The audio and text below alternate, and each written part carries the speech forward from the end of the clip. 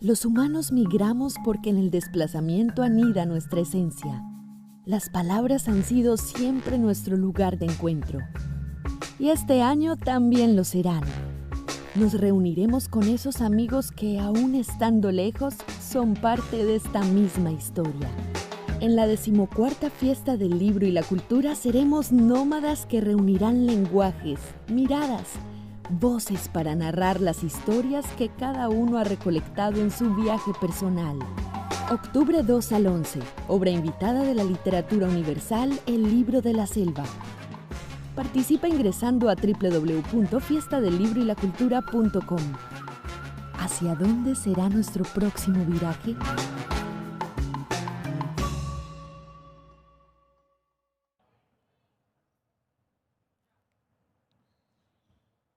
Buenas tardes para todos y bienvenidos a la 14ª Fiesta del Libro y la Cultura. Hoy estamos en nuestro 6º día de actividades y les agradecemos a todos por estar conectados con nosotros durante toda esta semana.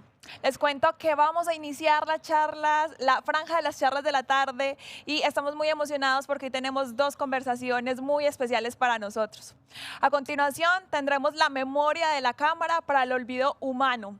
Karina Griffith, artista visual, conversará con las directoras y videoartistas Christa Joo Hyun D'Angelo y Wendelien van Oldenborgh, quienes nos conversarán hoy sobre el cine y el arte visual. Esta charla es convocada por el Goethe-Institut y la Cinemateca Municipal de Medellín, así que esperamos que la disfruten e interactúen con nosotros. Bienvenidos. So hello and welcome. This is the Q&A for the film program Camera Memory for Human Forgetfulness at the 2020 Madeleine Book Fair. My name is Karina Griffith. I am curator of the film program, and I am so happy to be joined by two of the artists whose films are in the program. Today we have Christa Joo Hyun D'Angelo and Wendelien van Oldenborgh. Hi. Hi. Thank you Hello. so much. Hi. So great to see you guys, even in this sort of virtual space. I want to talk about where we are exactly. But first, let me introduce the program for those of you who maybe decided to watch this first and then check out the films, which I totally encourage you to do. The program was originally commissioned by the Goethe-Institut for the Latitude Festival, Unsettling Power Relations. And this was in cooperation with Arsenal, the Institute for Film and Video Art in Germany. And the film title, or the program's title, comes from a quote from a film from Trinh Minh Ha. The film is Forgetting Vietnam. And at one point, she talks about camera memory for human forgetfulness, or is it the other way around? Which is a really great question, I think, for both of these films.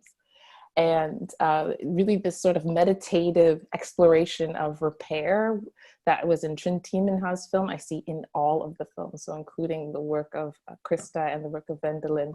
I'll name the other filmmakers that are in the program. We have a film by Lemo Hang, Jeremy Muzese, also from Endo Muke, Jessica Lauren Elizabeth Taylor, and Tirza Cuthand. And again, today we are joined by Christa Joo D'Angelo and Wendelien van Oldenborgh. So welcome again. Thank you. I think there's so much that we can talk about in terms of these two films, and I'm really excited about juxtaposing them together, and especially when I see you guys in your virtual spaces, I see so much already in common between the two of you. Please let us know where you are and also where you are. Wendelien, I'm going to ask you first to start. All right. Well, physically, I'm in Berlin in my studio, and virtually, I'm in my work called Prologue Squad, Anti-Squad. And that building that you see behind me was actually a building by a famous Dutch architect, Aldo van Eyck, in the Netherlands, where I recorded this in 2016. Oh, that's great. I know that your work is really all about this idea of making films collectively with other people and also investigating space. So I'm sure we're going to talk about that as well. And Christa, where are you? Oh, I'm at home in Berlin. So I'm in my room where I work and do all my editing. So I'm just in a small room. Virtually, this is a place that I was, well, you can see what's going on here. Yeah, so this is from a music video set that I had worked on for Fever Ray for the video I Don't Know About You. So we worked on having this virtual world of crazy female kind of queer world that we could create, and I like being in this world, so that's why I decided to virtually always be in this world. So it was like a very nice memory, and I think it's pretty cool in the background. I think so too. It's amazing how much you guys have in common in terms of the way you think about space as a type of repair or creating space. And that's something I really want to talk about today. Some major themes for our talk. I want to talk specifically about setting and senses. So the fact that you guys set yourself up in spaces that make you feel well and that you yourselves created is absolutely right on point. I want to also talk about diaspora in practice and maybe also in this Corona time out of practice, because I think also that's a kind of like diasporic tactic, this idea of creating space or changing one's environment. And also positioning and presence. I'm going to talk more about that later, but just the idea of how you guys are in your films, but not necessarily in your films. Both of you, I think that's a question that I really wanted to personally find out more about. I should tell you, behind me, this is sort of my closet. This has all of my secrets in it.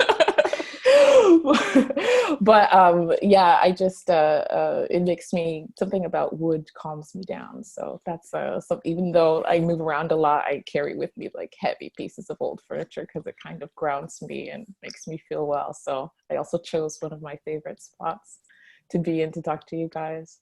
The reason why we're meeting virtually is because of the Corona pandemic. And I just wanted to say before we start, that our hearts go out to everybody who is watching, who is with compromised health, or for those who are grieving, or for those who are mourning or have mourning put on hold. I think a lot of us have a lot of sort of emotions and feelings that we've put on pause. And that we at some point we'll get back to, and this is always in our thoughts. So just to acknowledge why it is we're meeting this way and not in person in Bogota, which I hope maybe we can do sometime in the future. But yeah, so maybe you guys can start by just telling me the best thing about your day so far. I'm really interested in knowing where you guys are situated right now and how you're doing. Christa, what was the best part about your day so far? Oh God, I don't, well, the best thing about my day was waking up and having coffee and having a very proper rest because I just finished a shoot. So I'm tired. So I really needed some time to relax and have it be not 30 degrees Celsius. So yeah. I took some time to just rest, think about all of the topics that you wanted to talk about that I think are important for the program, and also think about what diaspora means, because it's something I have been thinking about quite a lot, especially since the pandemic has really broken apart so many people's lives. It's something I think about really often. So that's kind of where I am, I think, mentally in terms of thinking about things today. So yes. Yeah. And Wendelien, I also wanted to check in with you. How are you meeting us in this space today? Yeah, amazing. I'm happy to hear that you just finished your shoot, Christa. I did this about 2 weeks ago. I finished the shoot, although the shoot was very short. It was pretty intense. And thus today I was actually really happy to start finally. I mean, I've been viewing a lot, and then I get very desperate, and then I get sad, and then I get happy again. It's always this kind of really awful moment between shoot and that you really start to work with the material. But today I really had a moment of like, okay, at least there's a certain move and a liking that is starting to happen. So that made me happy that there was some kind of positive feeling towards the material after all. But it is also in all of that we are, I'm constantly going between like have I, is this just continuing what I was doing before? How do I change working with this, and how does that show in the work, or how does it not show in the work? It's a kind of a strange and upside down situation. Yeah. I know I was talking to Christa about this as well, that your work seems to take on such a different meaning now in this context. You feel that there's so much more that you need to say. And what I really enjoy about both of your works is just how you relate on an affective level. I was really touched by specifically the settings, so the mise en scène of both of your works in an effective way. It really charged my senses. Christa, particularly, you had, similar to what you have in your background, this real kind of pink, fleshy aesthetic to your work. And I wonder if you could tell us a bit about, within Protest and Desire, your film in the program, your relationship to the spaces in which you were shooting and in which we encounter the film. Yeah, Protest and Desire is it's not an easy work to get through. I will just say that straight up, because the topic is something that is it's a very private topic, because it deals with race, interracial relationships, and also how it's entangled into HIV and STIs that are very specific to women of color. So it's more for me about intimacy and how forms of discrimination show themselves in ways that you cannot see, and mostly how it affects our private lives. So this is a very scary and intimidating topic, and it's not an easy topic.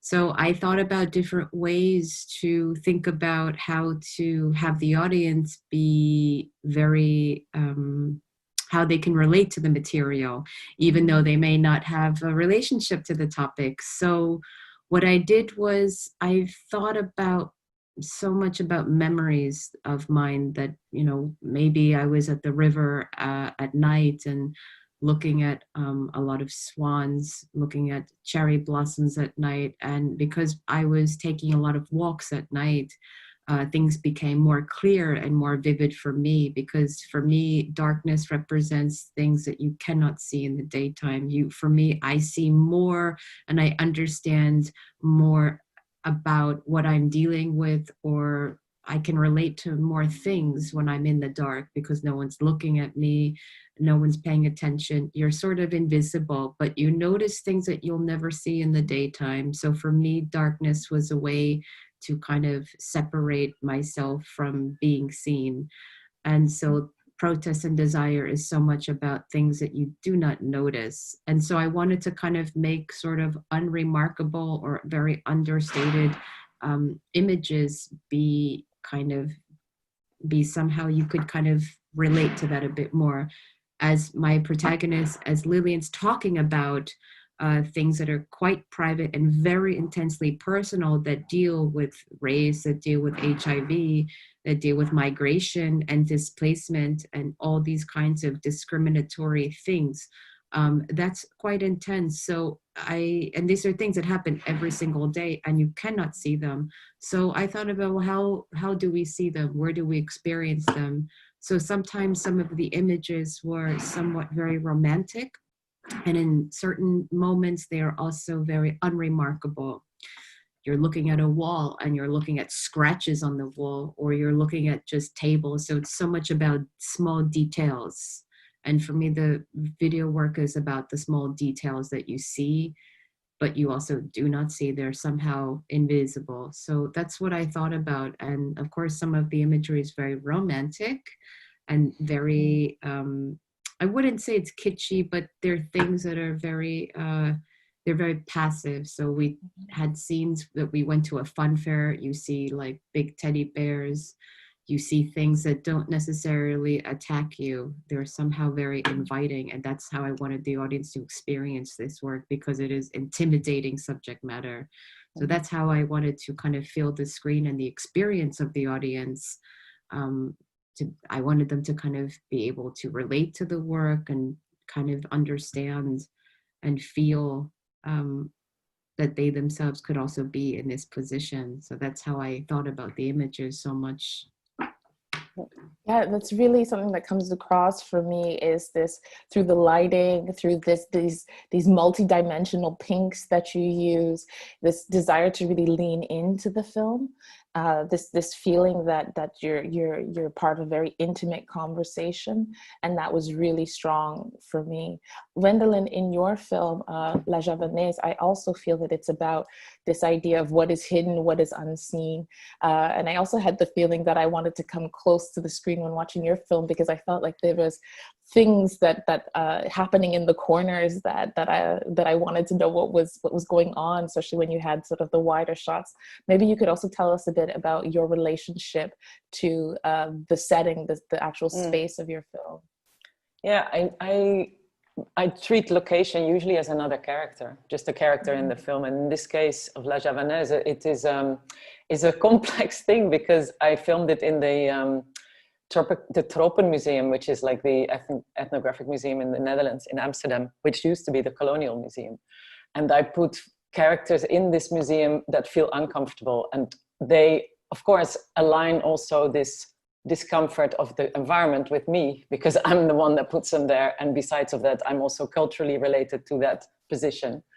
So it became actually, I think it was clear that I wanted this environment, because I thought that it is a violent environment that needed to be, how can I say, contrasting maybe. And indeed what you say, like the invisibility of the invisible parts of that same environment I wanted to show. So I go behind the scenes, I look at the lighting, I look at how the things are displayed. I don't necessarily look at the museum as such, as like, what is this museum? I don't look at the objects. Maybe once or twice we look at the objects, but I definitely wanted to see how this museum is a display machine, and what does it display. And what we brought in was a slightly different subject, but very related. And then the characters, the personages that come, they are intimate with each other, and somehow there is a repellent situation going on with the environment itself. And funny, I mean, I just have to say that I wasn't so aware until we were filming that this was going on. So, and then I definitely put it into the edit as a kind of a reminder of us to, like, that indeed, yes, you know, the act of filming is already violent in a certain way. Like, I am behind the camera, I am asking them to do these things, and then I put them even in that colonial museum situation where they also don't feel well. So there's some moments when they say, let's get outside and go and get some lunch or something. So I put that in to say, like, look, indeed, I did this. You know, I wasn't meaning to, but this is what happened. And then behind the scenes, you also see these things like that were already from another time period, methods of display of other cultures that are already rejected. You know, that, like, there's already like a sort of a timeline, what is possible, it's not any longer possible to use as a kind of representation of others, other cultures, other peoples. And then that becomes even more harsh, you know. Then but it's always shown with the people. I think you can really feel how that works. Yeah, I think that's how I work with it. Yeah, this sort of friction and tension between the space and the performances, which is really, you know, it felt really like two people getting to know each other through a conversation, and then also this idea of these fabrics that are in a way also diaspora, because they are moving from one place to another. They have multiple histories, multiple languages, these fabrics, and that's for me, and they're at home many different places. So it was really interesting on this level to think about circulation, repair, and also this idea of feeling it at a sensual kind of level. Yeah. You mentioned that, you know, how you put your characters into this relationships, and I wanted to talk about how you both in a way are in the film but not in the film. I'll give you a break then once you can think about it, but Christa, I want to ask you specifically about this because there are times when your protagonist Lillian also sort of she speaks not just about her Black experience but a wider POC experience, and I feel like she's bringing you into the story and as a person behind the scenes asking the questions so that it's really a conversation. And I thought that was so lovely. Even though your questions aren't in the film, you are in there. And also, I mean, when we see your past works are also kind of in there as well. When we see specifically behind you, this pink is something that you work with very often, and that's also in the film. So if you could talk about how it is that you're in the film but not in the film. I mean, all the works that I do are always related to my personal experience and all of the things that I'm wondering about. And when I don't really do videos that often, but lately I have, and they take a long time because I usually work with the protagonists for a very long time because we develop a relationship and we talk about these subjects which are very serious, they're very personal. And of course, we develop a rapport and a long-term relationship with these subjects. And I also am very sensitive to these particular topics that deal with identity and specifically how they're related to marginalized communities. So it would also be very unfair if I were to be working with protagonists if I don't expose something also about myself, because that's the reason why I'm doing it. I'm doing it to talk about collective histories that are always and to a degree marginalized and how we don't see these experiences. So I did speak with Lillian for over a year about these subjects in private. And of course, she was well aware of the things I was dealing with. And you know, this was, of course, this was not scripted, but all of the things that we talked about, you know, she took under consideration. So it was certainly reflected in the work. And it was just a matter of trying to understand how does this fit into the material. And of course, it's a conversation between the two of us for a very long time. So of course, you know, the things that we spoke about in private for sure affected her ideas about how to think about these topics, because it's also a conversation between the two of us. And every time I work with someone, it's always a conversation, and we see how it's reflected in the final work and how we or how I execute the work and how I edit the piece and think about the story and the narrative. So this is something that just falls into place. It's not scripted. We just kind of do it together.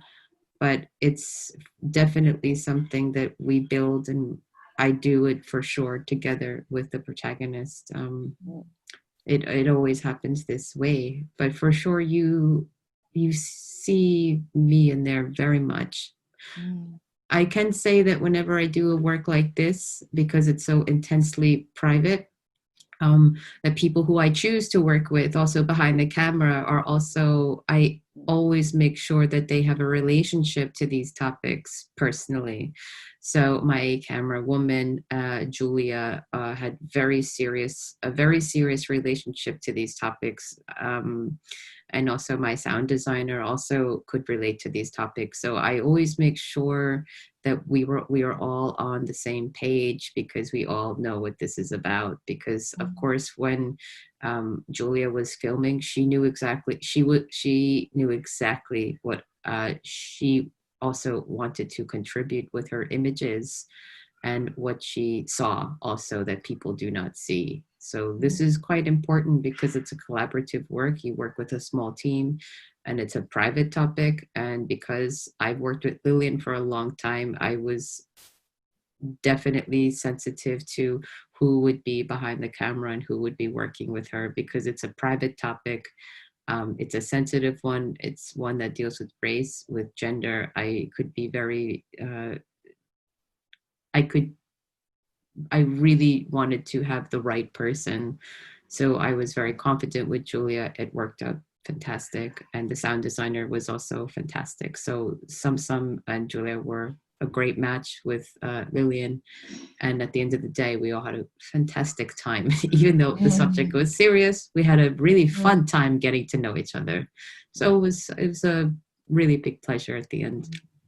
Yeah, that complexity really comes through in terms of different emotions that are there really in the video, in the film. And also this, I really appreciate you speaking about intimacy in practice. You know, it's one thing to talk about kind of an aesthetic of intimacy and how do we build it, but actually the work that goes into making that being felt on screen is a lot of labor behind the screen, and really about your personal politics and approach, which is so, I'm so glad that you share that. Yeah. Yeah, Wendelien, I wanted to ask you a similar question, because again, you are in there very much, but you're not in there. And also what you said before about how you kind of, you instigated this, you're kind of like the court jester there behind the scenes that's putting this together.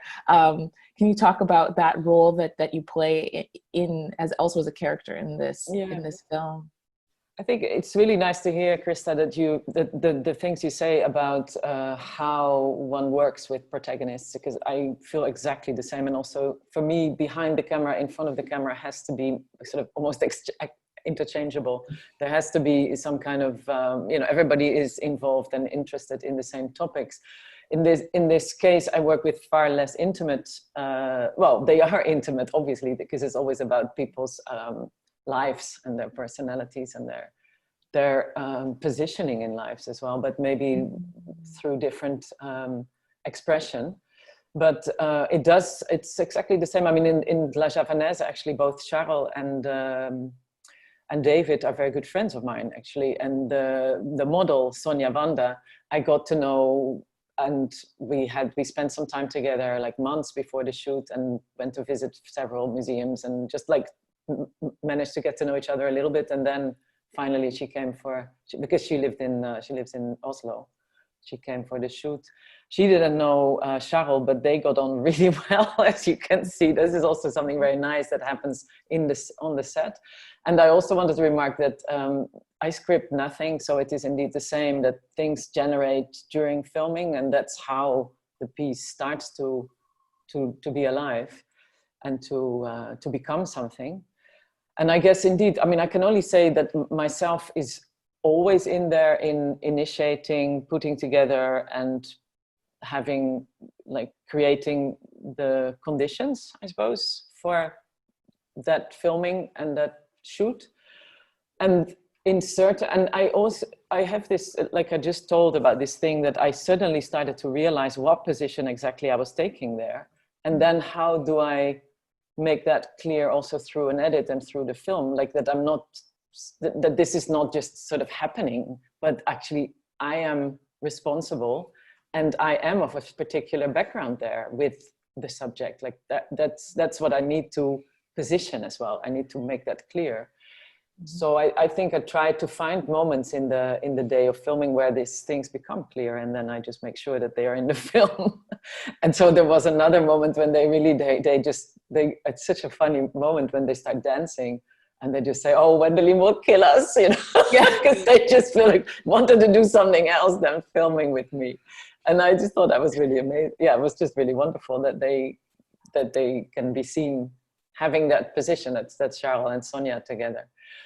But yeah, another thing, actually, I wanted to come back to the location and the way of filming, because this work, I also had a very specific idea about the camera, like what the character of the camera would be.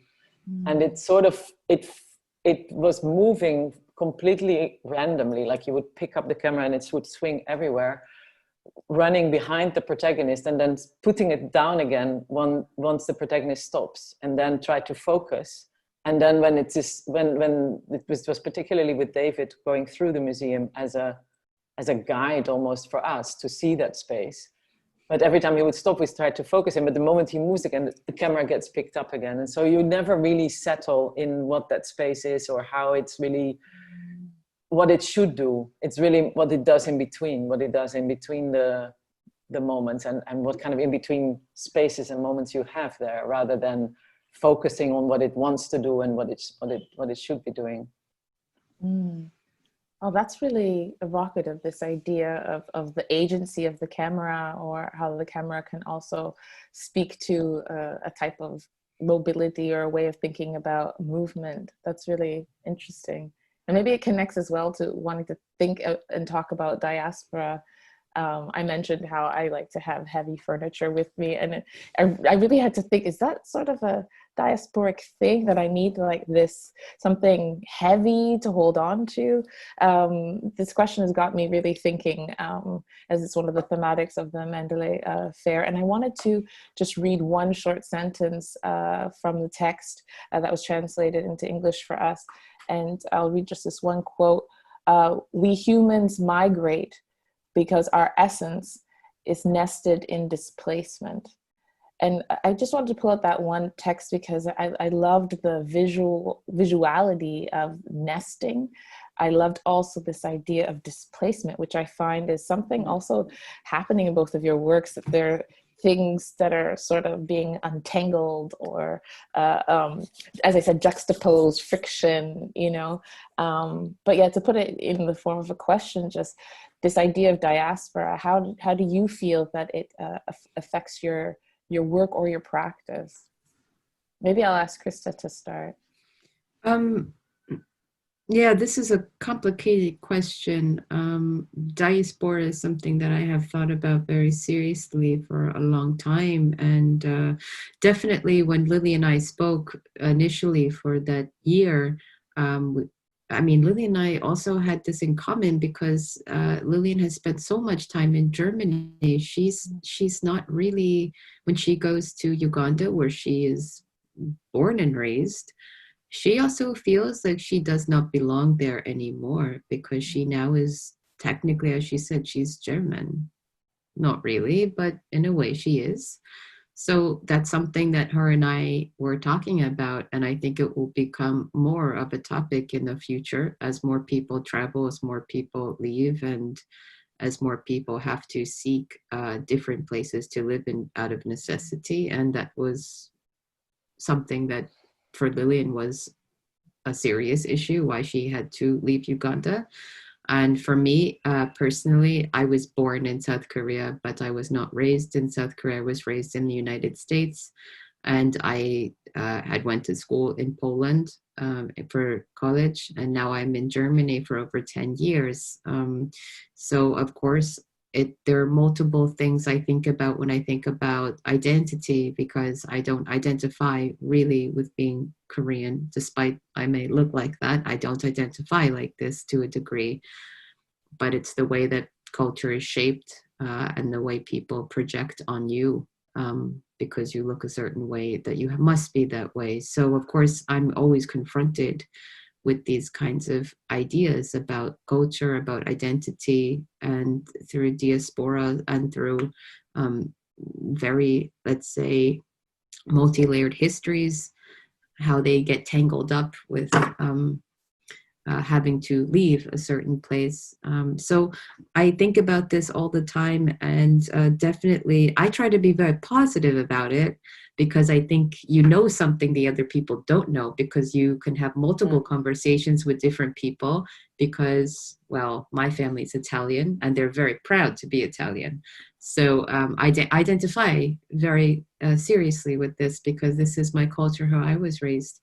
So I think of it as you have many hats. You can participate in many different groups. And so this is something I really value, because you can also kind of talk through different communities, and you can also know what how different people, how to relate to different kinds of people. And for me and my work in particular, it's always about trying to have other people relate to you, and how different people relate to each other. How can you create ways for people to adopt empathetic ways to think about belonging, despite the fact that you might not identify with that culture or person. So for me, I always think about, how is this person going to relate to this person? How is this person with this background going to relate to this person? So this is something for me I do think about, because I am confronted with this every day of my life. So it's something that Lily and I had talked about. And certainly it's something that I'm very sensitive with. And hopefully it makes the videos and all of my artistic work much more relatable, so that a larger audience can also experience and think about different ways of belonging. So that is my wish in my artistic work, that people can have more empathy for one another and try to think about the past and think about personal pasts and histories, in order to kind of maybe think more critically about why things are the way they are right now, for example. So in that way and in that strategy, you can move forward if you understand things with a more critical eye. So that's what I think about in that way. Yeah, I love also in your film, there's a title where it says Europe as therapy.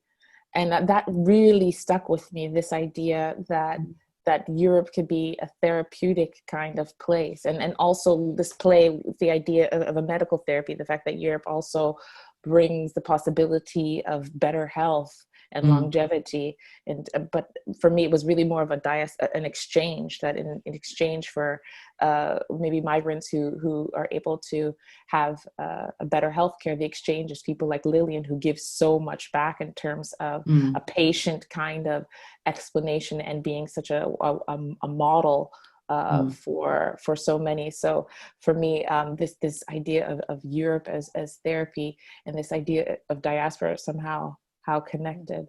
Yeah, for sure. Yeah. Wendelien, I wanted to pass the ball to you. Maybe this idea of Europe as therapy also plays into the way you think about what's happening in your piece, but specifically I wanted to ask you again about diasporas in your practice. Yeah. I mean, it was funny because today I was indeed already reading this text and the title diaspora, and thinking about the term diaspora, I was a bit confused, because to me, diaspora is so specific, actually, of a people's, like a people and dispersion, and not so a people like as a many together. And migration to me can be a little bit on a different level, but maybe this is a little bit too nitpicking or something. But I just had a funny sensation to think about diaspora as any migration, because to me it isn't. It seems different. But anyway, I mean, I thought there was something that came to mind when you were speaking also about Europe, because I remember when I moved back, so I'm Dutch, and I moved back to the Netherlands in 2004, after having lived in several places in Europe. And so for 20 years, actually. So I started studying in London, and then I started moving. So, but I always did it. It was quite. I mean, it's my own choice. It's quite. It's a different way of moving around than many people do it out of needs, other types of needs. So just to say that when I came back to the Netherlands, I had a particular relationship with how things were going there and how things were absolutely not going there. That was my problem and point. But I also thought very much about, at that time, so 2004, I really thought about Europe as being this kind of dying monster. that was getting nowhere, and that was just losing sight of what it really was, and then I thought, what has to be introduced is to think of Europe as this migration territory, like we think of South America or as America as a migration territory, where always they kind of build up in our imagination as migration places. But anyway, Europe seemed to think of itself as something stable and not in that vein. But no, it isn't. It's an incredible migratory place. So I thought how to work with that back then, and I started to build up this way I work now, right? Actually, because I started with a project that was called A Certain Brazilianness, thinking that let's just look at how things go and went there for some kind of funny exercise, and then to think about that as Europe, and to exchange, to reverse the gaze, so to say, look, let's look at with the eyes of knowledge of that kind of place to this unknowledgeable place called Europe. anyway, so that was my, I was thinking that's exactly how I began to work as I work now. So that, yeah, that makes a lot of sense to me. And as I just mentioned, I moved around a lot myself. That sentence that you read out totally makes sense to me. The essence is displacement. And also this idea, because for me, that idea of really home is not related to like a country or something like but that's a personal, that's really, again, it's a personal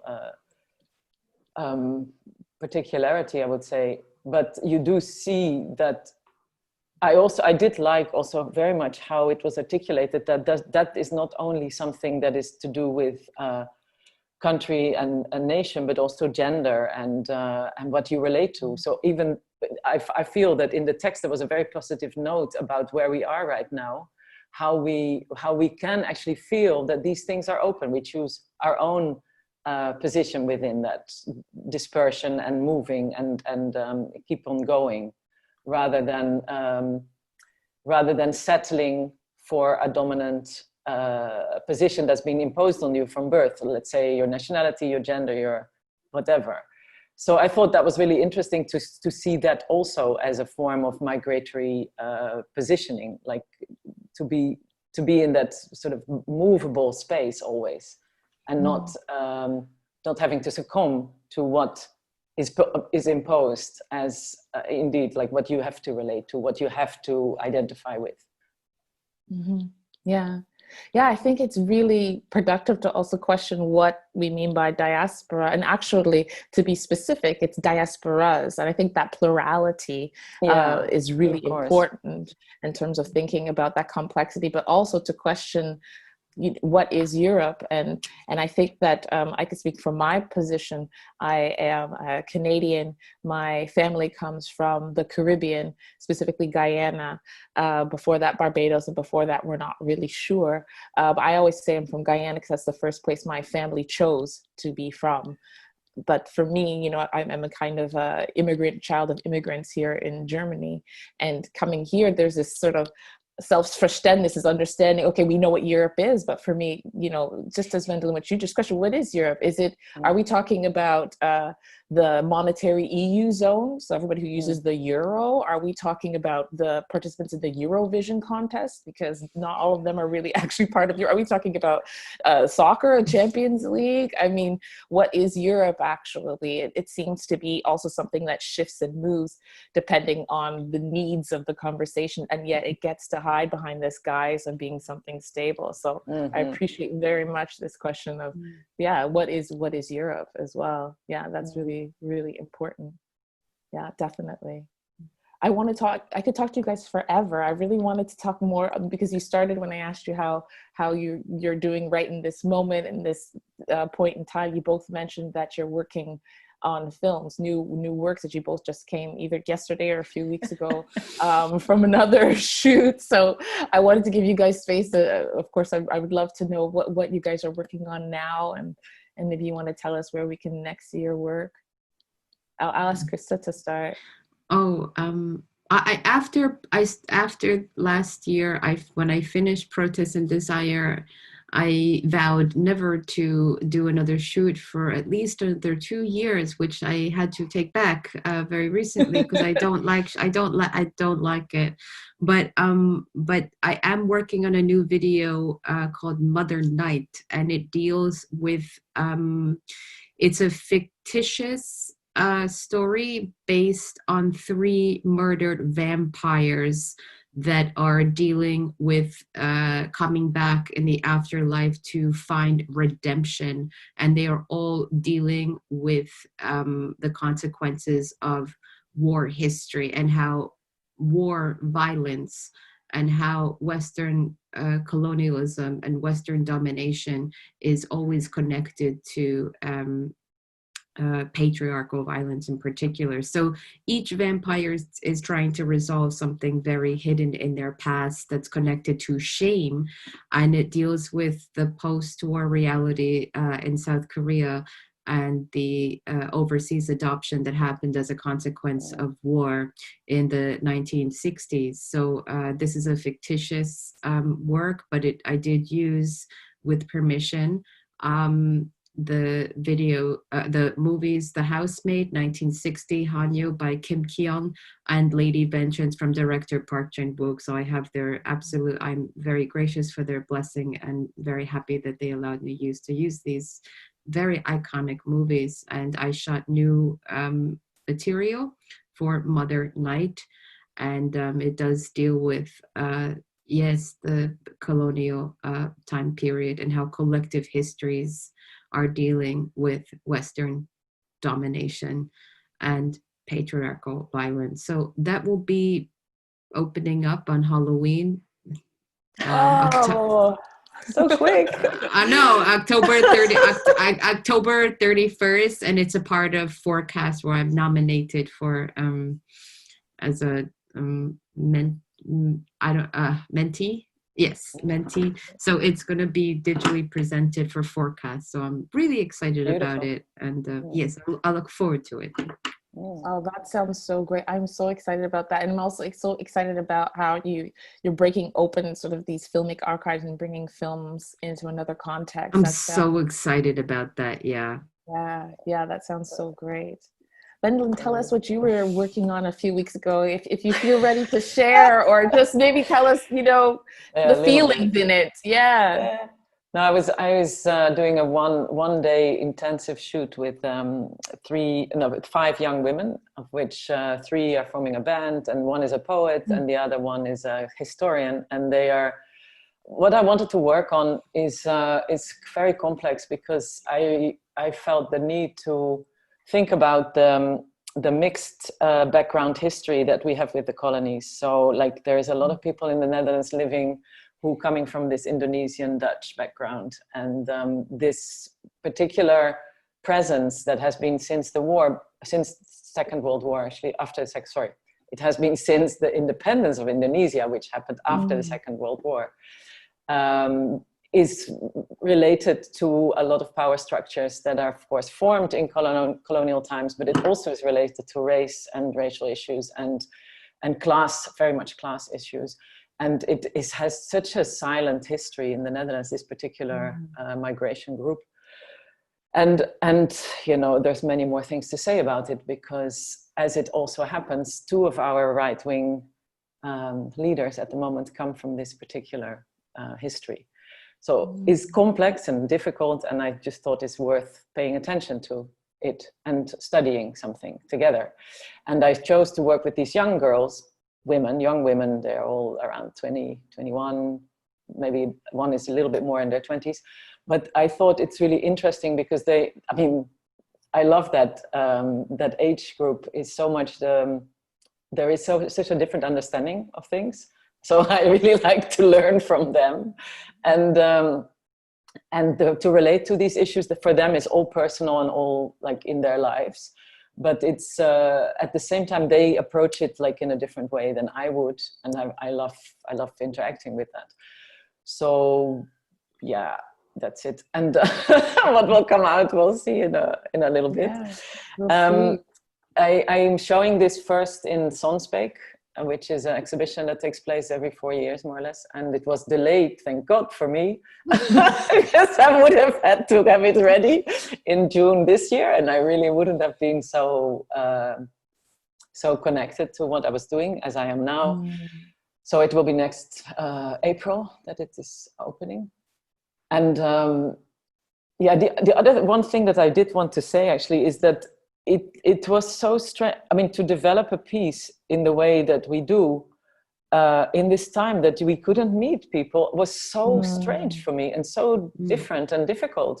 I mean, I didn't notice it as difficult, but because I said, well, we just continue developing and we'll meet each other in the virtual space and we keep talking. But gosh, how difficult and how different is this talking than when you really get together and you do something together. And I really literally couldn't, because all my protagonists are in the Netherlands. I couldn't go there for months. And so I was really very aware of how this was part of my development process, that I have to be with people and not not just online with people, but with them, and not. And I just, I found it very, very interesting to notice where the weight lies of such processes, and it. Because you almost imagine, we can talk to each other on the phone, you can talk to each other online, but it really isn't the same, as we know. Yeah, So definitely. And then I was glad that the time came that I could actually organize a shoot, and I managed to meet a few times, or actually very few times beforehand, to solidify our relationships and the things we wanted to talk about. But it was a different type of process, definitely. Yeah, it really makes us recognize what a privilege it is to be able to move freely. Yeah, Yes, absolutely. yes. And how we do this, we did this all the time. And to think about all of those who don't have that privilege, I think it's a really sobering moment, just in our everyday, but also in our practice, for sure. Yeah, I want to thank you so much for being so open, and for sharing specifically not just about the content of your films, but really about your practice and how you go about making your films, because so much of what we see on screen has to do with all of that thought process and more of that feeling process that you guys put into it. And it's just great to just hear a little bit about how it is you guys craft that. So thank you so much. I want to also thank the Goethe-Institut, Maria Paula Laguna, and also Elena Cuellar from the Goethe-Institut. Thank you so much for your support. The other artists in the film program, for those of you who are joining and haven't seen the program yet, the other filmmakers in the film program, again, Trinti Minha, Lemo Hang, Jeremy Mozese, Endo Muki, Jessica, Lauren, Elizabeth Taylor, and there's a cut hand. If you haven't seen it already, I really encourage you to take your time and enjoy the program. And once again, Christa and Wendelien, thank you so much for your time. My pleasure. Thank you. Being here today. Big hug. Same. Thanks so much. Thank you. Yes.